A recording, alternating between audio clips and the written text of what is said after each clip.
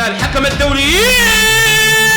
والهدف الأول هدف مباغت للفريق العصناوي. فاجأ الحارس البوسني فيداد الياباسيك، وفاجأنا كذلك التسديدة. حاول الحارس البوسني أن يتصدى للتسديدة الماضية، لكن اللاعب محمد راشد بسبب الإصابة ودخول مكانه اللاعب عبد الله النقبي.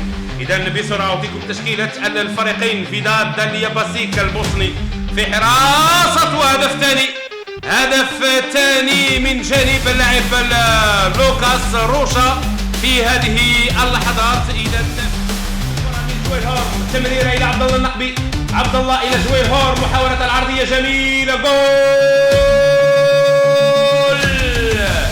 هذه المرة يكسر مصيدة التسلل لوكاس روشا ويسجل الهدف الثالث. مشاهدينا متابعينا الكرام، تمريرات نقلات مباشرة إلى لوكاس، المحاولة وما زال داخل منطقة الجزاء والهاتريك والجول الرابع لصالح فريق دبا في آخر أنفاس هذه المباراة. الهاتريك من جانب اللاعب